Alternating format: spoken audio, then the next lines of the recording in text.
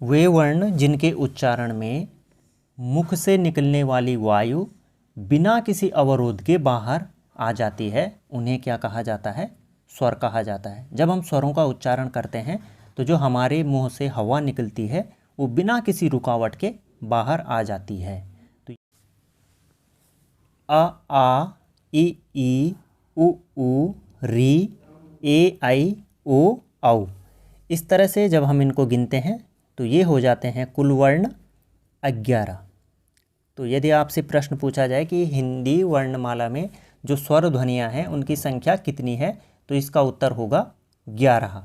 उसके बाद जो 2 वर्ण छूट जाते हैं, क्योंकि बचपन से हमें पढ़ाया जाता है कि 13 होते हैं स्वर, लेकिन जब हम आगे की कक्षाओं में बढ़ते हैं और जीवन पथ में आगे बढ़ते हैं तो उनकी संख्या क्या हो जाती है? कम हो जाती है। और विश्लेषण करने पर हम पाते हैं कि जो अंग होता है, अंग, इसको कहा जाता है अनुस्वार। अनुस्वार अर्थात स्वर का अनुसरण करने वाला। स्वर का अनुसरण करने वाला क्या कहलाता है? अनुस्वार। और इसके ऊपर लगाई जाती है एक बिंदी छोटी सी, और उसके बाद जो इसके बाद दूसरा अक्षर आता है उसे कहते हैं विसर्ग। और विसर्ग को अंग और आहा, ये हो गया अंग और ये हो गया आहा। तो इस तरह से आप समझ सकते हैं कि जो हिंदी वर्णमाला है उसमें स्वरों की संख्या हो गई 11। अब वर्ण क्या होता है? वर्ण किसी भी भाषा का ध्वनि चिन्ह होता है। जैसे वर्ण मतलब जैसे हमने अ लिखा तो ये एक वर्ण हो गया, या उ लिखा तो ये एक वर्ण हो गया। वर्ण को ही हम क्या कहते हैं? अक्षर भी कहते हैं, वर्ण या अक्षर। अब इसमें क्या है, किसी भी भाषा का जो ध्वनि चिन्ह होता है वह क्या कहलाता है? अक्षर या वर्ण। अक्षर या वर्ण जो है ध्वनि चिन्ह है ये। जब किसी वर्ण को मुंह से बोला जाता है तब उसे ध्वनि कहा जाता है, और उसके लिखित रूप को वर्ण या अक्षर से संबोधित किया जाता है। इसी प्रकार ध्वनि बोलने और सुनने में प्रयुक्त होती है, तथा वर्ण जो होता है लिखने, पढ़ने तथा देखने में प्रयुक्त होता है। जैसे वर्ण है तो इसको हम देख भी रहे हैं, लिख भी रहे हैं और पढ़ भी रहे हैं, तो ये वर्ण हो गया। जबकि जो ध्वनि की होती है, जो ध्वनि है, जैसे अ बोलेंगे तो अ की जो मात्र ध्वनि है तो ये बोलने और सुनने में प्रयुक्त होती है। वर्णों के व्यवस्थित समूह को ही वर्णमाला कहते हैं। ये वर्ण देख रहे हैं आप, तो इनको हमने व्यवस्थित ढंग से लगा रखा है, तो अब ये क्या कहलाएगी? वर्णमाला। तो इस तरह से हिंदी में जो वर्ण होते हैं, स्वरों की संख्या कितनी है? 11। ये आपका क्लियर हो गया है। जो ये अंग और आहा है, ये 2 जो अक्षर हैं, इनको व्यंजन ध्वनियों के अंतर्गत भी माना जाता है। व्यंजन ध्वनियाँ, व्यंजन ध्वनियाँ, अंग और आह को, ये 2। तो इस तरह से हमारे पास हो गए 11 स्वर और 2 व्यंजन ध्वनियाँ, अंग और आह। अब हम देखते हैं व्यंजनों को। व्यंजनों के अंतर्गत निम्नलिखित वर्ण आते हैं: क, ख, ग, घ और ग। तो इनका उच्चारण मुख के जिस भाग से होता है उसको हम लिखेंगे यहाँ पर। इनका जब उच्चारण आप करेंगे तो आपको पता लग जाएगा कि किस भाग से इनका उच्चारण होता है। क, ख, ग, घ, ग। तो इनको कहा जाता है कंठ्या। उसके बाद च, छ, ज, झ और य, इनको कहा जाता है तालव्य। जब इनका उच्चारण होता है तो हमारी जो जिह्वा है वो तालु को छूती है, इनको कहा जाता है तालव्य। ट, ठ, ड, ढ और ण, इनको कहा जाता है मूर्धन्य, अर्थात मूर्धा से छूती है जब हमारी जिह्वा। मूर्धन्य।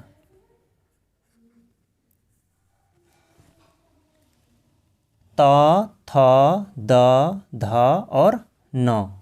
त, थ, द, ध, न। जब इनका उच्चारण करेंगे तो आपको लगेगा कि जो आपकी जीभ है वो कहाँ जा रही है? त, थ, द, ध, न, तो इनको कहा जाता है दंत्या। दांतों को छूती है जिह्वा जब, तो इनको कहा जाता है दंत्या व्यंजन।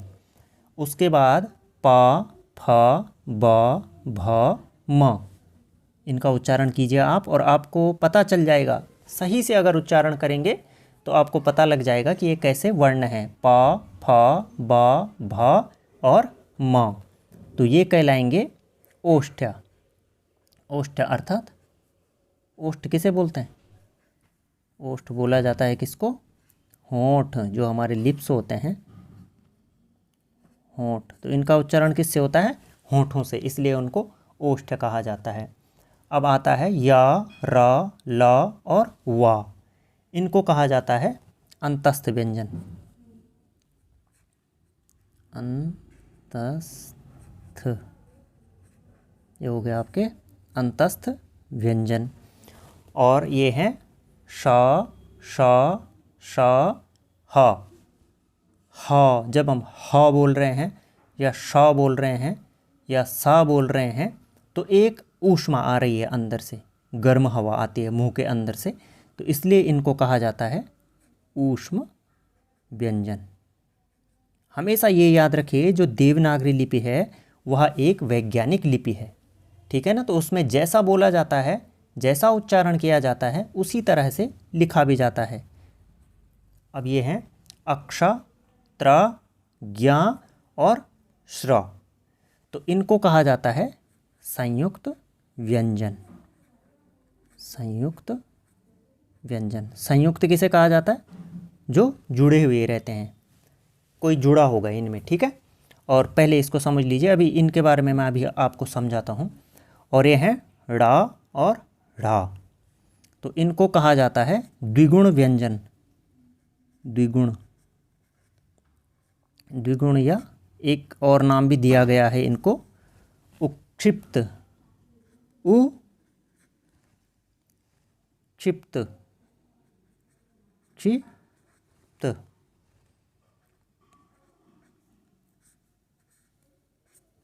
तो इस तरह से जो ये कुल व्यंजन हो जाते हैं हमारे पास, यदि हम इनकी गिनती करें, यदि हम इनको गिनें, तो आप जानेंगे कि जो स्पर्श व्यंजन होते हैं, कहाँ से? क से लेकर के और प तक, इनको कहा जाता है स्पर्श व्यंजन। स्पर्श मतलब टच करना, स्पर्श व्यंजन, ठीक है। ये सारे जितने भी हैं ये स्पर्श व्यंजन के अंतर्गत आते हैं।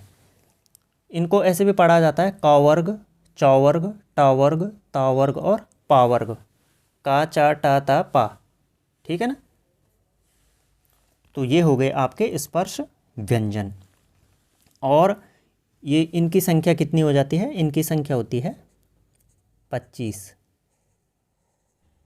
प्रत्येक पंक्ति में 5 है, तो 5 पंजे 25, 25 ये हो गए। और इनकी संख्या हो जाती है, किनकी? इनकी संख्या होती है 14। ये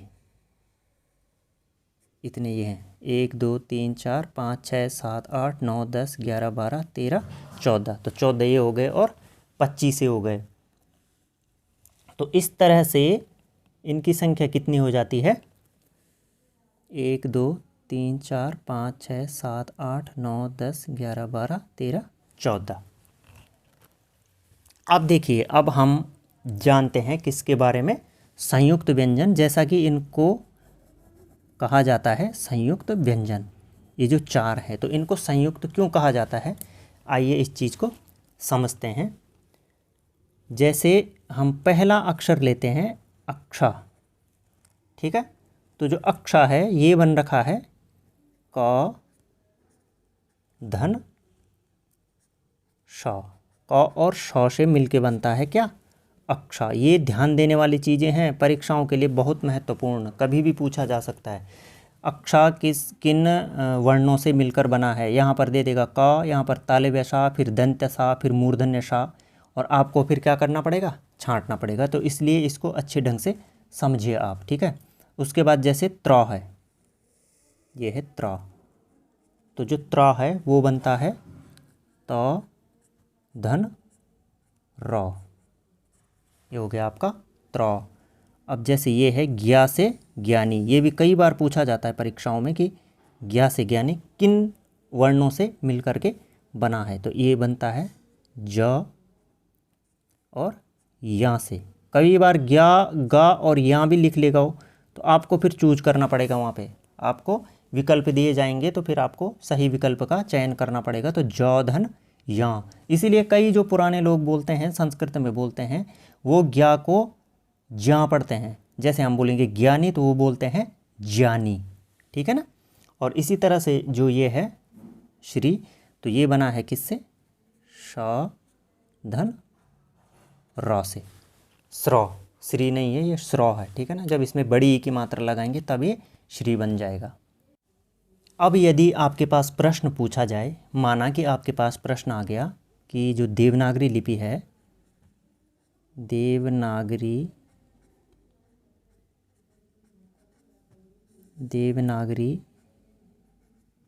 लिपि में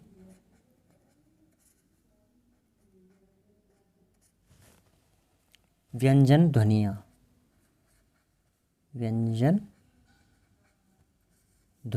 कितनी होती हैं, तो आप बताइए कितनी होती हैं। देवनागरी लिपि में व्यंजन ध्वनियाँ कितनी होती हैं। तो देखिए इस प्रश्न को आप सॉल्व कैसे करेंगे। 25 तो ये हो गए हमारे पास स्पर्श व्यंजन, और 14 ये हो गए, तो 25 और 14 हो गए 39, ठीक है ना, 39। और उसके बाद 2 और जुड़ेंगे इनमें, कौन से, ये अंग और आहा, क्योंकि इनको भी व्यंजन ध्वनियों के अंतर्गत माना जाता है। व्यंजन ध्वनियों की बात हो रही है यहाँ पर, तो इसलिए 39 और 40 और 1 41। तो ये एक प्रश्न बन गया आपका, ठीक है ना। देवनागरी लिपि में व्यंजन ध्वनियाँ कितनी होती हैं, तो आपका उत्तर होगा 41। और देवनागरी लिपि में कुल ध्वनियों की संख्या कितनी होती है, कुल ध्वनियाँ।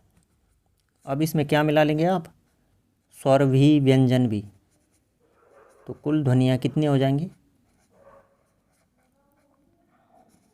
बताइए।